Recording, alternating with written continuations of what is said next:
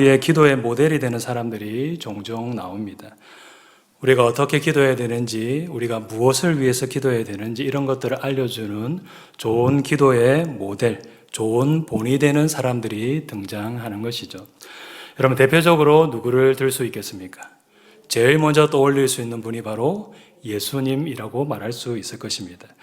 여러분, 예수님은 어떻게 기도하셨습니까? 겟세마네 동산에서 기도하신 것을 보면 예수님께서 얼마나 간절하게 기도하셨는지 땀이 땅에 떨어지는 핏방울과 같이 되었더라라고 말씀하고 있는 것을 볼 수 있습니다. 이것이 피인지 땀인지 구분이 되지 않을 정도로 너무도 간절하게 기도하는 일을 예수님이 하셨다는 것을 볼 수 있는 것이죠. 여러분, 그리고 또 예수님은 어떻게 기도하셨습니까? 성경을 보면 예수님께서 새벽에 해가 뜨기 전에 기도함으로써 하루를 시작하셨음을 볼 수 있습니다. 그날에 해야 될 사역들을 기도로 준비하는 일을 하신 것을 볼 수 있는 것이죠. 여러분, 그리고 성경을 보면 예수님께서 12제자를 세우시는 그 중요한 일을 앞두고 밤새 기도하셨다라는 것을 볼 수 있습니다. 여러분, 이처럼 예수님은 기도의 사람이었고 우리가 어떻게 또 어떤 때에 기도해야 되는지 그것을 알려주는 좋은 모델이 되십니다. 여러분, 그리고 또 기도의 모델을 들라고 말한다면 누구를 들 수 있겠습니까? 바로 오늘 본문에 나오는 엘리야를 들 수 있습니다. 여러분, 야고보서 5장 16절에서 18절을 보면 이렇게 말씀하고 있습니다. 우리 한번 읽도록 하겠습니다. 시작. 그러므로 너희 죄를 서로 고백하며 병이 낫기를 위하여 서로 기도하라. 의인의 간구는 역사하는 힘이 큼이니라. 엘리야는 우리와 성정이 같은 사람이로되 그가 비가 오지 않기를 간절히 기도한즉 3년 6개월 동안 땅에 비가 오지 아니하고 다시 기도하니 하늘이 비를 주고 땅이 열매를 맺었느니라. 아멘. 서로 기도하라. 의인의 간구는 역사하는 힘이 크다라고 말씀하면서 엘리야의 기도를 예로 들고 있는 것을 볼 수 있습니다. 성경이 이 엘리야의 기도를 우리가 보고 배워야 될 기도의 모델로서 공식적으로 제시하고 있는 것을 볼 수 있는 것이죠. 여러분, 이처럼 엘리야의 기도는 우리가 보고 배워야 될 것이 많은 참으로 좋은 기도의 모델이 되는데 오늘 본문에 나오는 엘리야의 기도를 통해서 우리가 배워야 될 것은 무엇일까요? 첫 번째로 하나님의 말씀이 있을지라도 간절하게 기도하는 일을 해야 한다는 것을 우리가 보고 배워야 합니다. 1번 같이 한번 읽겠습니다. 시작. 하나님의 말씀이 있을지라도 간절하게 기도하는 일을 해야 합니다. 여러분, 앞서 하나님은 엘리야에게 이제 지면에 비를 내리시겠다라는 말씀을 주셨습니다. 열왕기상 18장 1절을 보면 이렇게 말씀하고 있습니다. 우리 함께 읽겠습니다. 많은 날이 지나고 제3년에 여호와의 말씀이 엘리야에게 임하여 이르시되 너는 가서 아합에게 보이라. 내가 비를 지면에 내리리라. 아멘. 여러분, 이렇게 하나님은 엘리야에게 비를 내리시겠다라는 말씀을 주셨습니다. 갈멜산에서의 대결이 끝나고 하나님이 참신이라는 것을 아합과 백성들에게 알린 뒤에 이제 지면에 비를 내려주겠다라는 말씀을 주신 것이죠. 여러분, 그러면 보통은 이렇게 하나님께서 말씀을 주셨을 때에 어떻게 하기가 쉽겠습니까? 보통은 그냥 기다리는 반응을 보이기가 쉽습니다. 하나님께서 비를 내려주시겠다고 약속하셨으니 하나님께서 어련히 알아서 주시지 않겠나? 알아서 주시겠지. 이렇게 생각하면서 그냥 아무것도 하지 않고 기다리는 반응을 보이기 쉬운 것이죠. 아무것도 하지 않으면서 그냥 하늘만 바라보면서 하나님께서 비가 내릴 때까지 기다리는 반응을 보일 수도 있는 일인 것입니다. 여러분, 근데 엘리야는 어떻게 하였습니까? 가만히 앉아서 기다리지 아니하고 하나님께서 주신 그 말씀을 붙잡고 간절하게 기도하는 일을 하였습니다. 하나님께서 주시겠다고 약속하셨으니 하나님께서 알아서 하시겠지. 이렇게 수동적으로 기다리지 않았습니다. 하나님께서 주시겠다고 하신 그 말씀을 붙잡고 간절하게 기도하는 일을 하였다라는 것이죠. 여러분, 오늘 본문을 보면 그가 얼마나 간절하게 기도하였는지 오늘 보면 42절을 보면 이렇게 말씀하고 있습니다. 42절 하반절 말씀입니다. 엘리야가 갈멜산 꼭대기로 올라가서 땅에 꿇어 엎드려 그의 얼굴을 무릎 사이에 놓고, 무릎을 꿇고 엎드린 상태에서 얼굴을 무릎 사이에 넣을 정도로 하나님 앞에 바짝 엎드려 가지고 기도하는 일을 하였다라고 말씀하고 있습니다. 그가 얼마나 간절한 마음으로 하나님 앞에서 바짝 엎드려서 기도하였는지 그것을 이 자세를 통하여서 알 수 있는 것이죠. 하나님께서 비를 내리시겠다는 말씀을 주셨지만 그냥 수동적으로 가만히 앉아서 기다리는 것이 아니라 능동적으로 그 말씀을 붙잡고 그 말씀이 이루어지기를 위하여서 간절히 기도하는 일을 이 엘리야가 하였다는 것을 오늘 말씀을 통하여서 볼 수 있는 것입니다. 여러분, 우리들도 마찬가지입니다. 하나님의 말씀이 있을지라도 그 말씀을 붙잡고 우리들도 어떤 일을 해야 되느냐? 그 말씀이 이루어지기를 위해서 간절하게 기도하는 일을 해야 합니다. 하나님께서 약속하셨으니 하나님께서 알아서 주시겠지. 결코 이런 태도로 가만히 앉아서 기다리는 일을 해서는 안 되는 것입니다. 여러분, 이것은 얼핏 보면 어떤 태도처럼 보이는가 하면 믿음이 있는 태도처럼 보입니다. 여러분, 근데 이것은 믿음이 있는 태도가 아닙니다. 이것은 어떤 태도라고 말할 수 있는가 하면 간절함이 부족한 태도다라고 말할 수 있습니다. 여러분, 우리가 너무도 원하는 것이 있는데 그것을 하나님께서 주시겠다고 약속하셨습니다. 여러분, 그런데 주시겠다고 약속하셨으니 하나님께서 때가 되면 알아서 주시겠지라고 하면서 그냥 아무것도 하지 않고 기도도 하지 않고 가만히 기다리는 일을 한다. 여러분, 그러면 그것은 믿음이 좋은 태도입니까? 아니면 간절함이 부족한 태도입니까? 이것은 간절함이 부족한 태도인 것입니다. 하나님의 말씀이 속히 이루어지기를 바라고 원한다면, 그것을 너무도 받기를 바란다면 그 말씀이 속히 이루어지기를 위하여서 간절히 기도하는 일을 하는 것이 마땅한 일인 것이죠. 여러분, 그래서 우리들은 하나님의 말씀을 붙잡고 간절하게 기도하는 일을 해야 되는 것입니다. 그 말씀을 속히 이루어 주시옵소서. 하나님께서 약속하신 그것을 속히 저에게 허락하여 주시옵소서. 여러분, 이렇게 그 말씀 붙잡고 간절하게 기도하는 일을 우리는 해야 되는 것입니다. 여러분, 두 번째로 우리는 엘리야의 기도를 통하여서 믿음을 가지고 기도해야 한다는 것을 배워야 합니다. 2번 같이 한번 읽겠습니다. 믿음을 가지고 기도해야 합니다. 여러분, 기도할 때에 간절하게 또 뜨겁게 열심히 기도하는 것도 중요하겠지만은 더 중요한 것은 무엇일까요? 바로 믿음을 가지고 기도하는 것입니다. 하나님의 약속된 말씀을 믿는 믿음, 또 하나님께서 이루신다는 믿음, 하나님께서 반드시 응답하신다는 믿음을 가지고 기도하는 일이 중요하다라는 것이죠. 여러분, 오늘 본문을 보면 엘리야가 바로 이렇게 확실한 믿음을 가지고 기도하였다는 것을 볼 수 있는데, 오늘 본문 41절을 보면 이렇게 말씀하고 있습니다. 41절 말씀 우리 함께 읽겠습니다. 엘리야가 아합에게 이르되 올라가서 먹고 마시소서, 큰 비 소리가 있나이다. 아멘. 엘리야가 아합을 향하여서 올라가서 먹고 마시소서라고 간청하고 있는 것을 볼 수 있습니다. 엘리야가 아주 공손하게 왕인 아합에게 올라가서 먹고 마시소서 이렇게 간청하고 있는 것을 볼 수 있는 것이죠. 여러분들, 우리나라 말 성경에는 이렇게 공손하게 되어 있지만은 히브리어 원어 성경을 보면 어떻게 되어 있는 것을 볼 수 있는가 하면 올라가라, 먹어라, 마셔라 이렇게 되어 있는 것을 볼 수 있습니다. 왕인 아합을 향하여서 명령문을 사용하여서 올라가라, 먹어라, 마셔라 이렇게 되어 있는 것을 볼 수 있는 것이죠. 여러분, 그러면 엘리야는 왕에게 왜 이렇게 명령을 하고 있는 것일까요? 엘리야가 무엇을 믿고 이렇게 당당하게 너는 이제 걱정하지 말고 올라가서 음식이나 먹고 마시는 일을 해라 이렇게 명령하고 있는 것일까요? 여러분, 그 이유는 이제 하나님의 말씀대로 비가 내릴 것이다라는 것을 이 엘리야가 확실하게 믿었기 때문인 것입니다.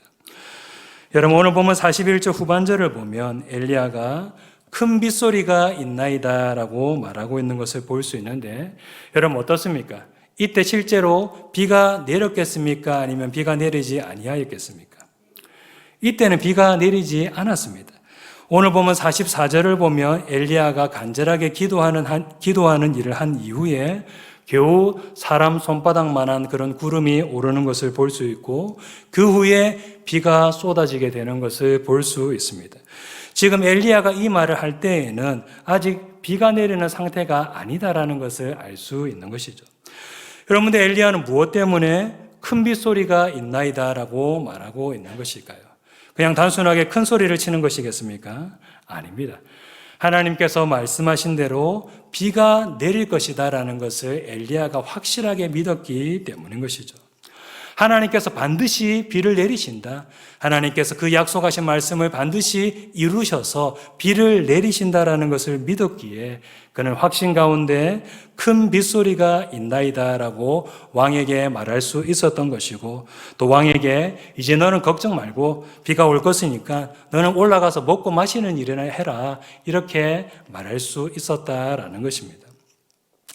여러분, 이처럼 엘리야는 하나님께서 약속하신 것을 반드시 이루신다는 확실한 믿음을 가지고 있었습니다. 여러분, 그리고 엘리야는 그런 믿음을 가지고 하나님께 나아가 기도하는 일을 하였습니다. 지금 비가 내리고 있는 것은 아니지만은, 아직 비가 내리고 있지는 않지만은 하나님께서 반드시 비를 내리실 것이다, 그 확실한 믿음을 가지고 하나님께 기도하는 일을 하였다라는 것이죠. 여러분, 이처럼 기도는 무엇을 가지고 해야 되는가 하면 바로 믿음을 가지고 해야 되는 것입니다. 의심하는 마음, 믿지 못하는 그런 마음을 가지고 기도해서는 결코 안 되는 것이죠. 여러분, 그런 마음으로 기도해서는 결코 응답받을 수가 없는 것입니다. 여러분, 야고보서 1장 6절에서 7절을 보면 이렇게 말씀하고 있습니다. 우리 함께 읽도록 하겠습니다. 시작. 오직 믿음으로 구하고 조금도 의심하지 말라.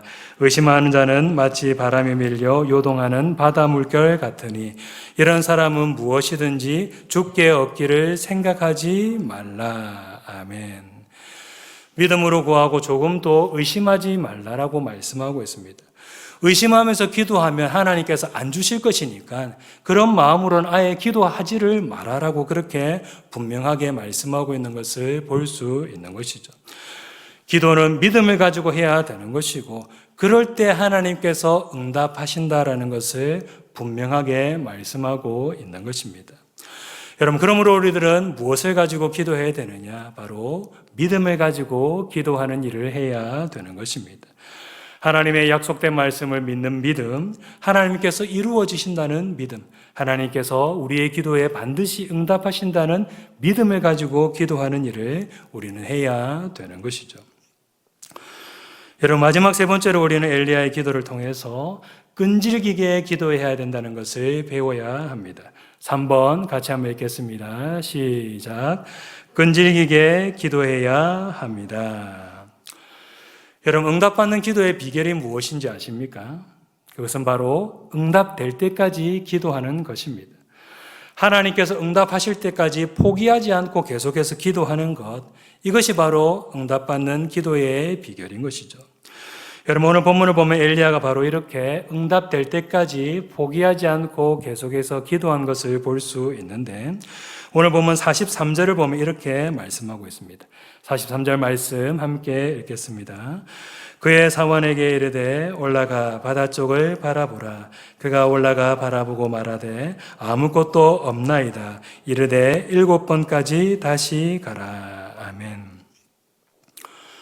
여러분, 엘리야는 하나님의 약속된 말씀을 붙잡고 하나님 앞에 바짝 엎드려서 간절하게 기도하는 일을 하였습니다. 그리고 기도한 뒤에는 사환에게 바다 쪽에서 비구름이 일어나고 있는지 그것을 한번 확인해 보고 오라라고 그렇게 지시하는 일을 하였습니다. 여러분, 그래서 사환은 높은 곳으로 올라가서 비구름이 일어났는지 그것을 확인하는 일을 하였는데 웬걸 비구름은 일어나지 아니하였습니다. 엘리야가 간절하게 기도하였지만은 비구름이 일어나지 아니한 것이죠. 여러분, 그래서 엘리야는 다시 한 번 더 간절하게 하나님 앞에 엎드려서 기도하는 일을 하였습니다. 그리고 다시 한 번 더 사원을 시켜서 확인해 보도록 하였는데 역시 비구름은 일어나지 아니하였습니다. 여러분, 그래서 엘리야는 기도하고 또 확인해 보고 기도하고 또 확인해 보고 7번이나 그것을 반복하면서 기도하는 일을 하였는데 7번째 되는 때에 마침내 어떤 일이 일어났음을 볼 수 있습니까? 44절을 보니까 마침내 사람의 손바닥만한 그런 구름이 일어나게 되었다라는 것을 볼 수 있습니다. 7번의 기도 끝에 마침내 그 기도가 응답되었다라는 것을 볼 수 있는 것이죠. 여러분, 이것을 보면서 우리는 어떤 생각을 할 때가 있는가 하면 7번이면 빨리 응답되었네. 여러분, 이렇게 생각을 할 때가 있습니다. 여러분, 우리는 이것을 글로 읽는 제3자의 입장에서 글로 읽는 입장이기 때문에 전혀 긴장감이 없습니다. 여러분, 그리고 결국 엘리야의 기도가 응답되어서 비가 내린다는 것을 알고 우리가 이것을 읽고 있기 때문에 하나님께서 7번 정도 기도하고 응답해 주셨으면 빨리 기도에 응답해 주신 것이네. 여러분, 이렇게 쉽게 생각하고 넘어갈 때가 있습니다. 여러분, 그러나 엘리야의 입장에서는 어떤 마음이 들었겠습니까? 너무도 초조하고 답답한 그런 마음이 들었을 것이 틀림없습니다. 하나님께서 한 번만에 응답하시지 아니하시고 한 번, 두 번, 세 번, 네 번 계속해서 그 기도의 응답을 지연하실 때에 어떤 생각이 들었을 수도 있겠습니까? 하나님 비 내린다고 약속하셨는데 왜 빨리 비 안 내려주시지? 내 생각에는 한 번 기도했을 때 하나님께서 비를 내려주실 것이라고 생각했는데 왜 빨리 기도에 응답하시지 아니하시지? 한 번, 두 번, 세 번 시간이 흐를 때마다 엘리야의 마음은 어떠하였겠습니까? 너무도 똥줄이 타고 답답한 마음이 들고 또 계속해서 기도하는 것이 맞나? 뭔가 잘못된 것이 아닌가? 이런 마음이 충분히 들었을 수도 있는 일인 것입니다. 이런 식으로 생각하면서 기도에 대한 열심이 식어져 버리는 그런 일이 일어날 수도 있는 일인 것이죠. 여러분들, 엘리야는 그렇게 하지 않고 어떻게 하였습니까? 끈질기게 포기하지 않고 계속해서 기도하는 일을 하였습니다. 하나님께서 응답하실 때까지 기도하고 또 기도하고 계속해서 기도하는 일을 이 엘리야가 한 것이죠. 여러분, 그래서 마침내 그 기도가 어떻게 되었다는 것을 볼 수 있습니까? 마침내 응답받는 기도가 되었다라는 것을 볼 수 있는 것입니다. 여러분, 우리들도 마찬가지입니다. 우리들도 이 엘리야처럼 어떻게 기도해야 되느냐? 바로 끈질기게 계속해서 기도하는 일을 해야 합니다. 여러분, 의인의 간구는 역사하는 힘이 크다라고 하면서 기도의 모델로 제시된 이 엘리야도 하나님께서 응답하실 때까지 끈질기게 계속해서 기도하는 일을 하였다면 우리들은 어떻게 기도해야 되겠습니까? 우리들은 이 엘리야보다 더 끈질기게 포기하지 않고 계속해서 기도하는 일을 해야 되는 것입니다. 이 엘리야조차도 기도하고 또 기도하고 그렇게 하였을 때 하나님께서 응답하여 주셨는데 우리들도 마찬가지로 기도하고 또 기도하고 계속해서 하나님께서 응답하실 때까지 기도하는 일을 해야 되는 것이죠. 결코 기도 응답이 늦는다고 해서 쉬이 포기하는 일을 해서는 안 되는 것입니다. 응답받는 기도의 비결은 하나님께서 응답하실 때까지 포기하지 않고 기도하는 것이다라는 것을 바로 알고 끝까지 포기하지 않고 계속해서 기도하는 일을 우리는 해야 되는 것입니다. 여러분, 이제 말씀을 맺도록 하겠습니다. 하나님의 약속된 말씀이 있을지라도 우리들은 그 말씀 붙잡고 간절하게 기도하는 일을 해야 합니다. 여러분, 그리고 믿음을 가지고 기도하는 일을 해야 되며 하나님께서 응답하실 때까지 포기하지 않고 계속해서 기도하는 일을 우리는 해야 합니다. 우리 성도님들이 이것을 기억하시고 이러한 기도를 통하여서 하나님의 큰 은혜와 복을 받아 누리게 되는 우리 모든 성도님들 다 되시기를 주님의 이름으로 축복합니다.